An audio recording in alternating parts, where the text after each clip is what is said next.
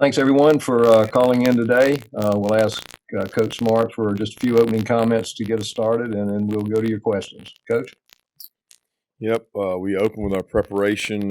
We started yesterday as coaches and players today for South Carolina, and obviously got a lot of respect for their program, what they did last year with us, how hard their kids play. They've got a lot of kids that are from our area and from our state. We recruited a lot of the same kids, so we know a lot about them. And so we're moving on to these guys starting today. Okay, let's start with Jake Rowe, and then we'll go to Mike Griffith. Hey, Kirby. I just wanted to talk to you about, obviously going to start off with JT here. In terms of his progression as a quarterback and going back and looking at that film, where do you think he has to improve specifically to kind of meet his potential at that spot? And how immense is that potential? How high is that ceiling? Well, I think with any player that's relatively young in terms of their career, there's always a lot of room for improvement. I think in terms of protections and understanding where Trey's got things going and where he's pointed things, getting that correct, that comes through experience. And it comes through film evaluation, making sure that we got the right guys on the right guys in terms of where pressure's coming from. In terms of his eyes in certain routes, there were a couple things that he had his eyes on the wrong side, but he threw the ball well. He was very accurate. He protected the ball, made good decisions with the ball, and had the one probably errant throw that went off the hands of the defender early in the game, and that may have just come from the rust of not playing. A lot of times you got to get out there and play, but certainly he can grow and get better. He understands that as well as our other guys. You have to grow and get better in order to move forward, and that's what we all need to do. Can you speak to that ceiling that I mentioned? I mean, how good do you think JT can be? Yeah, I don't know that you know that right now. I mean, it's you see him make good throws. I think his mobility is not going to do anything but hopefully improve his decision making and the things the people around him got to play well. He's got to get a run game around him to help him in order to reach his full potential and things like that.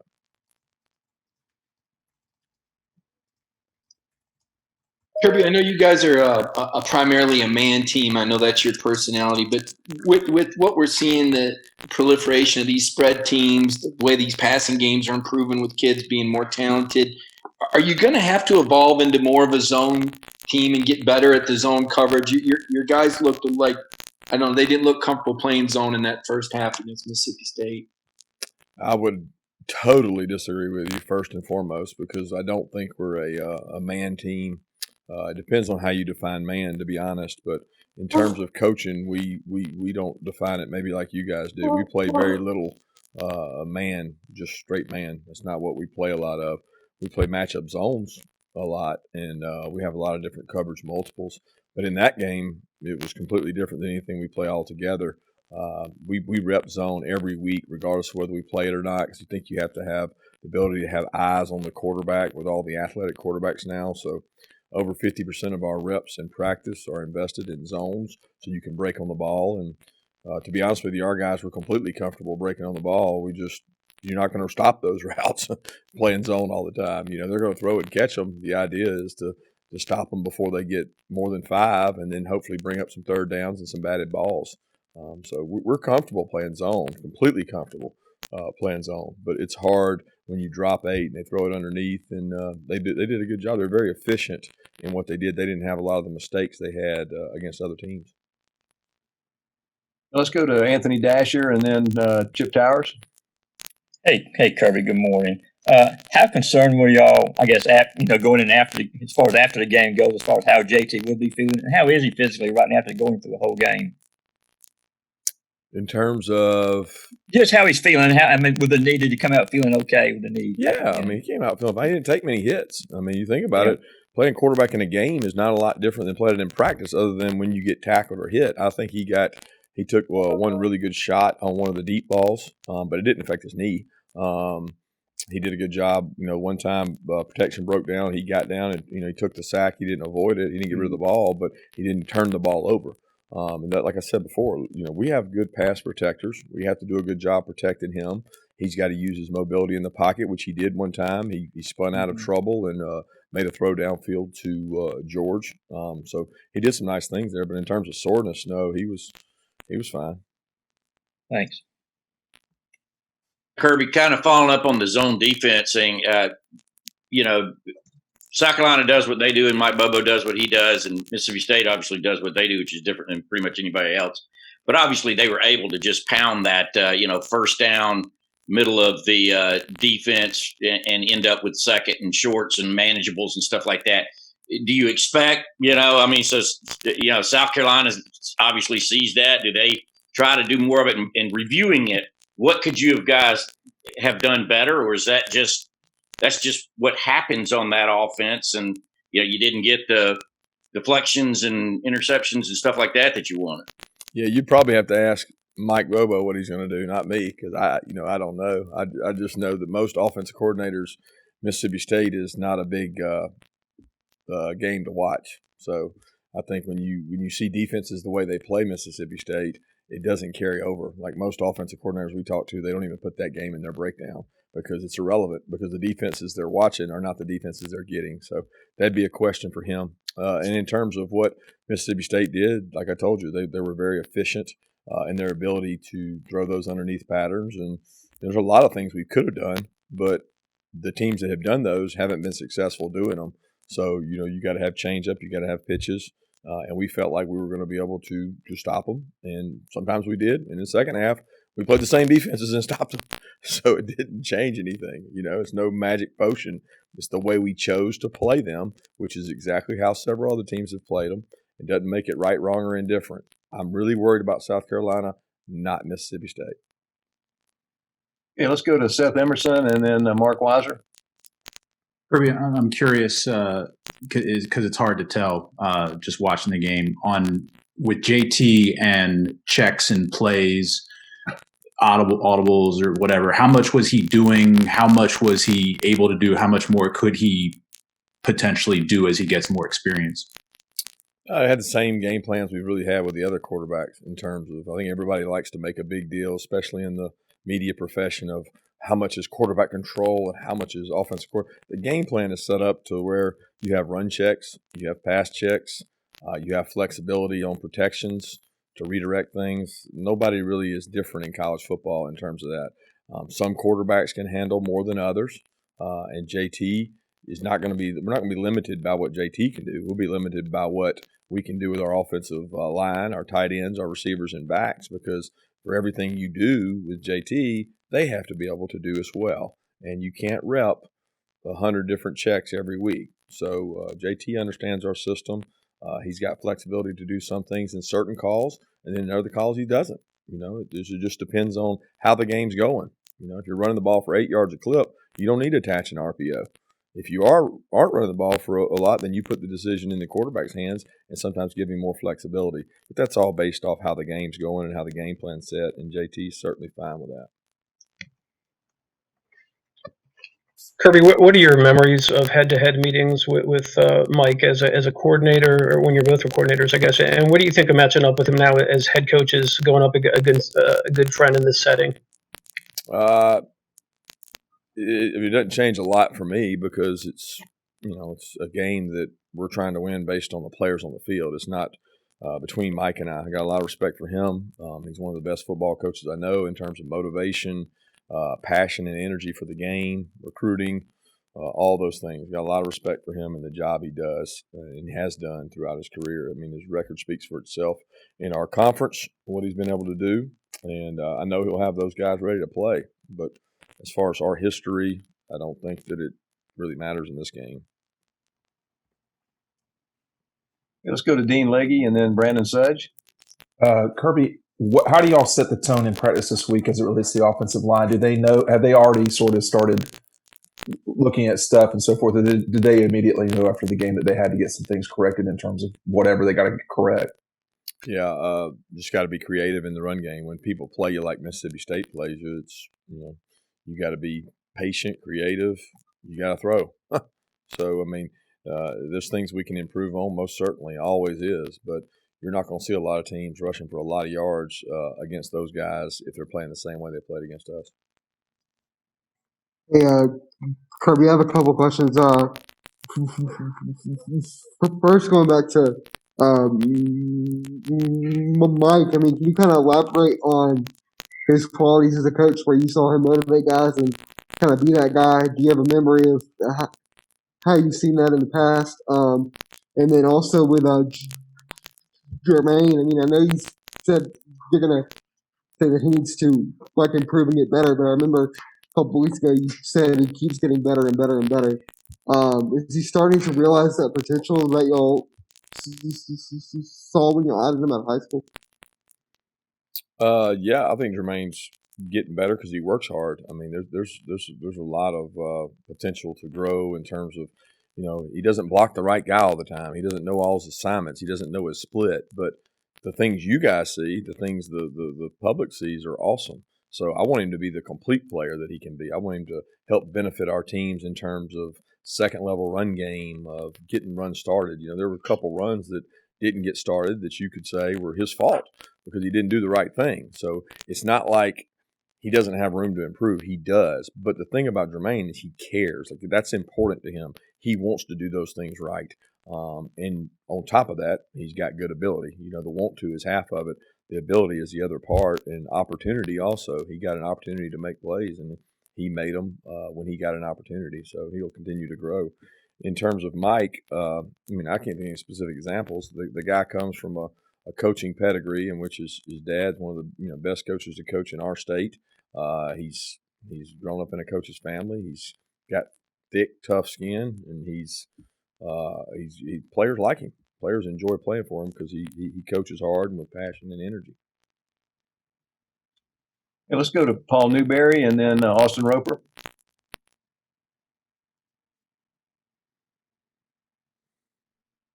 Hey, Coach. How you doing? Good. I know, obviously, you got a lot of this season left, a bowl game. Is there any advantage, though, if you can at all look ahead to maybe settling in on that quarterback position with JT, even though it's late in the year, helping you going forward for the rest of this year and also even into 2021? Yeah, the advantage, I think, would be continuity. I mean, what you're looking for is above-the-line play, high-level play, and that's what we've been searching for really all year. And you're always trying to find at every position who can play above the line and who can play winning football, and that's what we're trying to find. And anytime you get continuity at that position, is it a benefit? Absolutely, it's a benefit.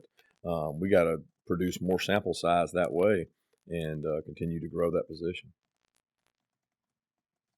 Hey Kirby. So last week South Carolina, they played both Luke Doty and then Colin Hill at quarterback. Can you, given the fact that that hasn't been announced as starter yet, can you kind of talk a little bit about what kind of impressed you about Luke Doty's performance last week, even though it was just a half, and then what Colin Hill presents as a quarterback as well? Yeah, it's pretty obvious that young kid Luke is a great athlete. He extends plays. He provided a spark for them in the run game they didn't have. Missouri creates a lot of issues in the run game because they're in a 5-man front. They play man free. They play one of the toughest defenses to run against in all the SEC. So they created some problems.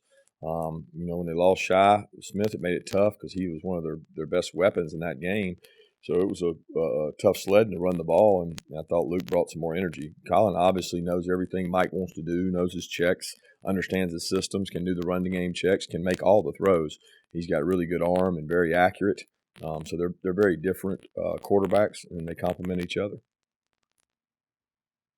All right, let's go out to Brady McCullough at the LA Times, and then we'll come back to Vance Levy. Hey Kirby. I covered JT when he was at USC, and so I was just curious. I'm sorry to everyone if Kirby's already addressed this, but can you take me through what went into JT not getting a chance to play until Saturday? Yeah, we've talked about it at length. Talked about it after the game, so you probably should look back at those notes and see that stuff after the game. I'm really focused on what JD can do for us now and where he's come. A lot of it had to do with injury, opportunity. Growth for him, making sure he was ready through our medical staff, but no need to belabor the point. Hey, Man. Kirby.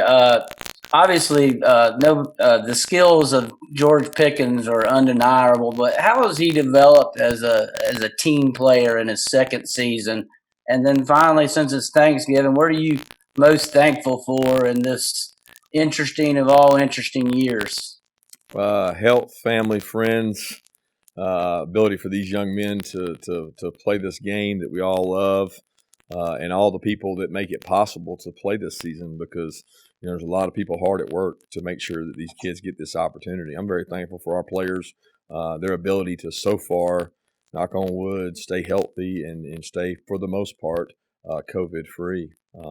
But George, number one, he hasn't been healthy the whole year, so probably hasn't had quite the year that he wanted to have, and him not being in part of the offense, it certainly affects the way defenses play us. I mean, look, the guy's a really good player. I'd be lying if I didn't say we don't see some of the same fronts and coverages when he's not in there in terms of when he was and how some teams played us. So that affects some things as well. But he's a work in progress when it comes to developing and getting better. He's a great wideout. He's getting better in the run game.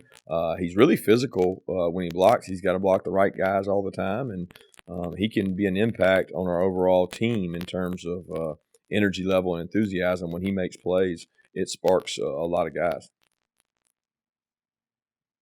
Okay, let's go to Connor Riley, and then we'll come back and see if Emily has a question. Hey, Kirby, I know you just spoke about George and Jermaine a little bit earlier. What have you made of the progression of that wide receiver room, especially with how really not just one or two guys, but really the whole group played on Saturday? Well, I think they're growing. Part of the thing we wanted to improve on was our ability to throw the ball vertical downfield and make some plays. To do that, you got to have the people to make those plays, and we're improving in that area. Kieris has been a really good surprise for us. He's been healthy. Last year, he wasn't healthy the whole year. George has not been healthy, but he's made plays down the field. And then obviously with Jermaine and the tight ends involvement in the offense, it's helped. We haven't got to showcase that all the time because we've had throws, guys. We've had throws down the field. We just haven't always hit them. We haven't always made them. And I think that's an important element to any offense, is being explosive. We just got to make sure that we bring that run game along with it, because as you're explosive, people will defend explosive plays, and you got to be able to run the ball if they're going to defend you from explosive plays. Emily, do you have a question? All right, let's go to Jay Black and then to Roddy. Coach, with the increase in virus cases in the state and around the country, how will that change how you handle Thanksgiving with your team, those that can stay in Athens and those that choose to go home? Yeah, we're going to visit with our players closer to Thursday and share some information with them. But to be honest with you, I don't really care to share that with everybody else. It's something that's a team involved, and we'll worry about those guys. But obviously, it's a concern for the safety of the people in our community, and we want our players to be safe. I mean, we want all the people in our community to be safe. I want my parents to be safe. I want everybody to be safe. So we encourage everybody to mask up and keep the numbers as low as possible. Kirby, you mentioned how Mississippi State played the run against you, and a lot of times they brought more defenders than you had hats to block them. You got a chance to go back and look at the tape. How much of the troubles you had in the run game was missed blocks versus how much of it was just going against that scheme? Well, I wouldn't say there's very often times that we missed a block. I would say whipped or beaten a lot of times. It's not like we didn't have a hat for a hat in some instances. Most of the time, as always is the case in the run game, you got one receiver that's got to go get one of their hats, and that makes you even. But when you bring the receiver, that brings another defender. So they're always going to have a little bit of an advantage, especially when they play us. But that doesn't matter. Everybody we've played's been that way. The difference has been their movement inside and some of the stunts they ran to murky the picture up, kind of make it unclear and slanting and angling guys. And we didn't do a good job handling their movement more than anything else. Okay, we got time for two more questions. Let's open up if anyone wants to jump in. Hey Kirby, is there anything that you've seen differently about maybe not, but has there been anything you've seen differently about South Carolina's offense since Coach Bobo's kind of taken over there? Oh yeah, they're very different from last year. I mean, they don't they're not hurry up tempo all the time. They're not empty as much. I mean, they've gone back to some traditional formations. You know, they use a fullback. They motion you a lot. They formation you. They get advantage in the run game. I mean, they're not the same offense they were now, not at all. But they've morphed a little bit throughout the year as they've lost some skill players. You know, he's lost a lot of skill players that were weapons to get the ball to, and he has to find other people to use as he loses those guys. Injury issues, Coach. Any chance Jordan Davis gets back, and I guess Richard LeCount or any other guy? Yeah, we're hopeful on Jordan. You know, Jordan's closer than Richard. Richard's not able to get out there and practice yet, so I don't honestly know on Richard. I'll find out more today. I know he's trying his best to get back and come back as soon as he can. I would say that he's probably doubtful for this game, but Jordan's got a chance, and that's promising. We're hopeful to get him back and get him back out there going. Thanks, Coach. Thanks, everyone. Thanks. And please